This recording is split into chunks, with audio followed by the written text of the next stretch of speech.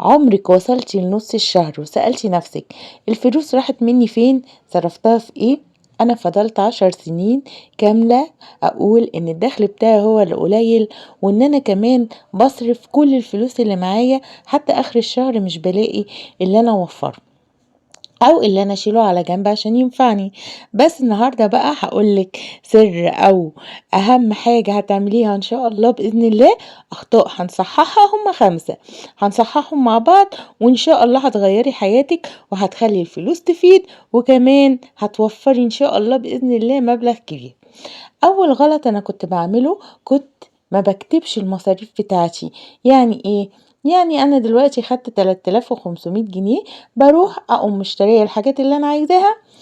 كنت ماشيه حسب احساسي انا، الحاجات اللي انا محتاجاها حتى لو كانت حاجات مش لازمه الشهر ده كنت بروح اشتريها، وال3500 كانوا بيخلصوا عمل اخر الشهر. ما احنا كلنا بنخلط، خلي بالكم. تاني حاجه، طبعا بسيب الادخار لاخر الشهر، واقول انا اخر الشهر هسيب 200 جنيه او 500 جنيه. وطبعا ده ما بينفعش، لان ده اخر الشهر بلاقي نفسي صفر، معايا مفيش فلوس، لاني مش هقدر ان انا ادخر حاجة. خلاص انا صرفت كل الحاجات اللي انا كنت جايباها، فما بقاش معايا فلوس ان انا ادخرها. تالت حاجة بقى، مشترياتي كانت بدون خطة. يعني كنت ايه؟ يعني كنت لما ابقى مثلا محتاجة حاجات منزلش كده اخد قايمة، ممكن اجيب مكرونة وانا عندي مكرونة، ممكن اشتري رز وانا عندي رز. وده كان اول 5 سنين جواز بصراحة، ما كنتش عارفة ان انا اظبط الامور. رابع حاجة، مفيش بند طوارئ، يعني ما كنتش بشيل اي مبلغ على جنب. لو حصل لا قدر الله حاجة ما كنتش بلاقي معايا فلوس للطوارئ، وده طبعا حاجة غلط. لازم كلنا نسيب في بيوتنا مبلغ عشان خاطر اي حاجة تحصل لا قدر الله يبقى معاكي الفلوس بتاعتك. خامس حاجة، الدخل مش قليل او مش قليل جدا، لا بالعكس، انا اللي بصرف او انا اللي مش عارفة ادخر الدخل بتاعي بطريقة او بشكل صحيح. طيب، في بقى 5 حلول انا عملتها ويا ريت تستفادي منها، ويا ريت ان شاء الله باذن الله تدونيها عندك كده ملاحظات.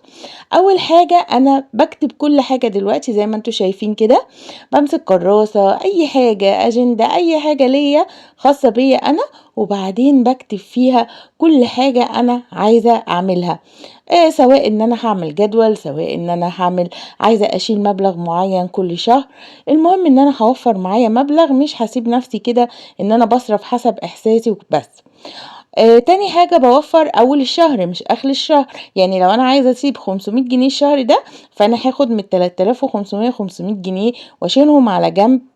لاني انا مش هقدر ان انا اوفر اخر الشهر. تالت حاجة عملتها ودي وفرت معايا قوي، هوريها لكم في اخر الفيديو، نظام الظروف، وهوريكم ازاي بعملها او ازاي ان انا بخلي معايا فلوس في الظروف دي. والظروف دي حاجة على فكرة كويسة جدا جدا. رابع حاجة، بقيت بشتري بقايمة. يعني ايه بقايمة؟ يعني انا دلوقتي بكتب مثلا عندي على دولاب المطبخ او على التلاجة، بحط هنا ورقة وهنا ورقة، اللي بتنقص حاجة في دولاب المطبخ بكتبها في الورقة دي، عشان خاطر وانا رايحة السوبر ماركت او السوق او اي حتة انا بشتري منها، يبقى معايا قائمة بالبهارات والحاجات اللي انا عايزة اشتريها، سواء مكرونة سواء رز سمنة، الحاجات اللي بتبقى ناقصة في دولاب المطبخ. نخش على التلاجة برضو نفس الحكاية، الخضروات اللي بتبقى ناقصة عندي. انا طبعا مش هينفع يبقى عندي خيار او طماطم او فلفل واروح اجيب عليهم، لان الحاجات دي هتبوظ. بشوف ايه الحاجات اللي ناقصاني وبكتبها.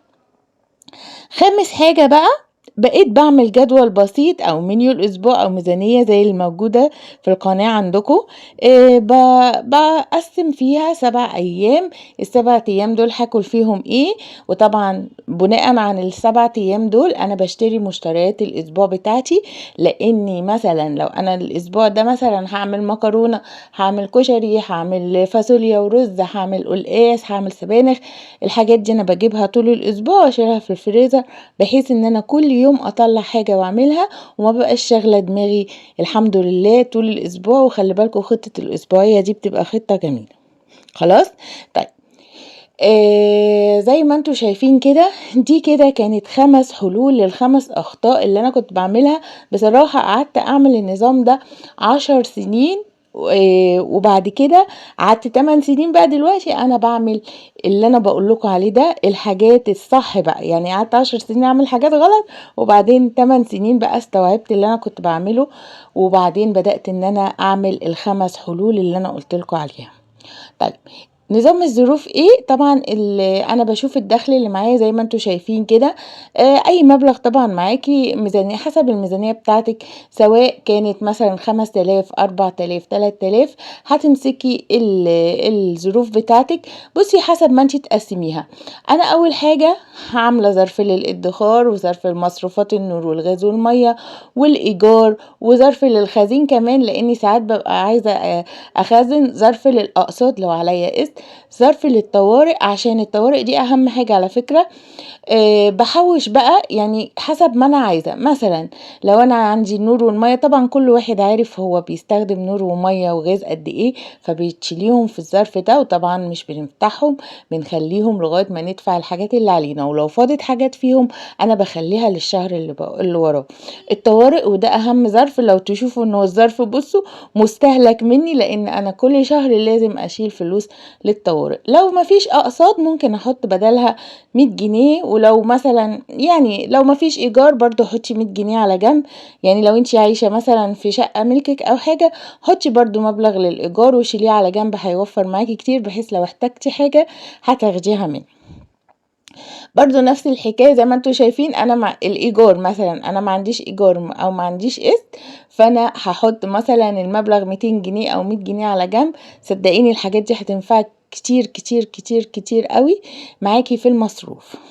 طيب هي دي الفيديو بتاعي، وهو ده بصوا حتى ظرف للخزين اللي انا بقول لكم عليه هو ده. الخزين انا بحب قوي خزين البيت، مش عارفه بستر البيت بالخزين، فعشان كده بعمل ظرف للخزين، لان حتى اللي ما عندوش تموين او حاجه بينفعوا الظرف ده. في النهاية أنا مش خبير اقتصاد ولا حاجة، أنا ست بيت زيك، كنت بغلط وتعلمت إن الفلوس بتخلص مني بسرعة، عشان كده عملت حل المشكلة اللي أنا كنت فيها. لو حابة إن أنا أعمل معاكي تحدي نصحح بيه أخطاء كل شهر، اكتبي لي نبدأ من جديد، وإن شاء الله بإذن الله هعمل لكم حاجات جديدة وفيديوهات جديدة إن شاء الله هتساعدك إن انتي تقدري إن انتي تدخري في البيت. طبعا كده كانت آخر الفيديو بتاعنا، يا رب الفيديو يكون عجبك. مع السلامة.